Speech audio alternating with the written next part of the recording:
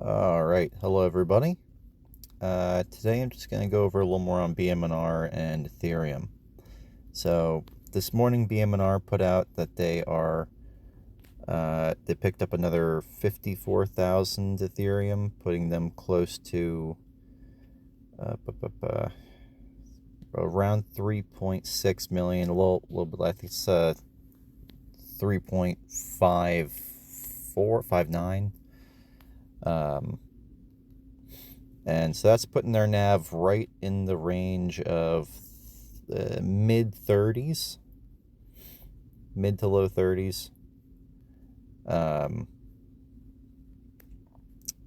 So let's see. Yeah, they picked up 54,000 tokens last week.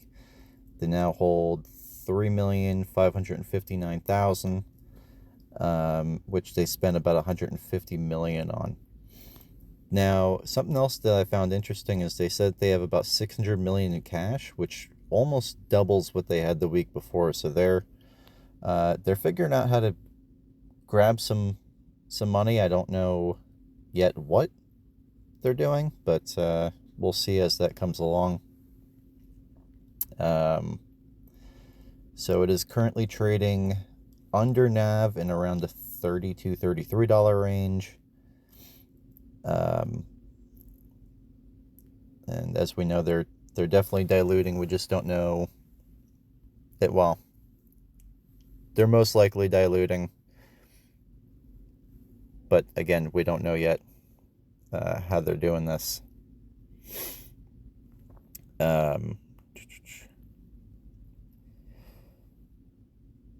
So looking at the chart, I'm looking at a potential bounce on the 200. Simple moving average, that's around $29.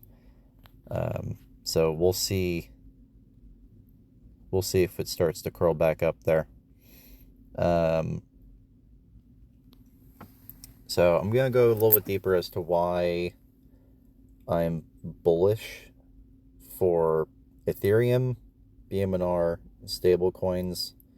So stablecoin usage has hit an all-time high of over a $300 billion market cap.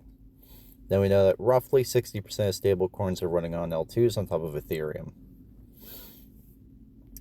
So let me try and make this easy to understand.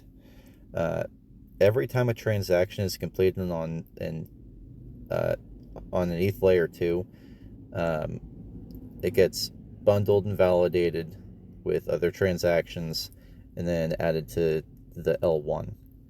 If the transaction goes bad, if say there's validator hardware issues, there's a whole number of issues that could happen, but that doesn't really matter because you're guaranteed your money back. When you're running on an L1 like Ethereum, you have safety and security, and it is a trustless system. So a trustless ecosystem, it might be a little bit of a scary way to say it. Some people might not understand what that means, but what it really means is you don't even have to consider if your money is safe. It's not in the hands of anybody else. Nobody's in custody of it. Nobody can steal it. And if there's an issue on the L1 ledger and it's not written, then your money is secured and you get a refund within seconds, not days, not hours. It should be almost instantaneous. So this is amazing in a bunch of different ways, but I'm going to use Robinhood as an example. Everyone hated Robinhood because they put a stop to trading stocks in the meme stock era, but it really wasn't Robinhood's fault. It was their broker who killed the deals because they couldn't handle the throughput. It is easy to trade stocks from our phones, and we often forget that it takes one additional day to settle funds. That's our T+1, and actually earlier, I think it was earlier this year, they changed it. It was T+2. So the brokers need the funds so that they can move them around to make cross-bank transactions. So this is where the moat for Ethereum is. and especially L2s, settlement is immediate. This saves literally days for funds to settle. It makes international money transfers instantaneous. The best part is that you will never know that you're using it. It's baked directly into the existing financial system, just like how Robinhood is currently tokenizing their assets. You wouldn't even know. From a user interface perspective, you have no idea. And so the real beneficiary of this is the institutions who adopt it. They pay fractions of a penny to send a payment that used to cost them a few pennies that they would then have to wait days. And now it's an instantaneous transmission. There's zero trust required. And there's nobody pulling the strings. There's no one large company that says, we'll take in all these transactions and you just have to believe that we're being honest with you. It doesn't work that way, because it all runs on smart contracts.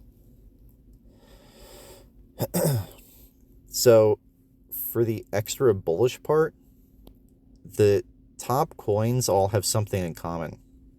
Ethereum. They all run on Ethereum. Ethereum is going to be a massive winner in the Web3 space. Smart contracts, faster, cheaper transactions, and with the burn-off rate, there's a potential that Ethereum itself could be deflationary. This would happen when a transaction occurs. There's a tiny bit of Ethereum removed from the ecosystem. That Ethereum gets burnt off and removed forever. New Ethereum is created through the staking process, and this gets paid to the validators. The amount of pay is based on supply and demand for validation nodes within the network.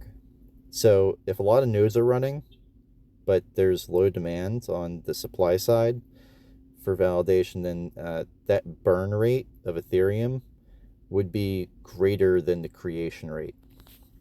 So there could actually be a lesser number of Ethereum tokens tomorrow than there is today, or next week or next month than there is today. So that's just a quick thing I wanted to go over. I find Ethereum and all of this to be pretty fascinating. So if you like it, feel free to drop a comment, hit the like button, follow, and again, thank you very much.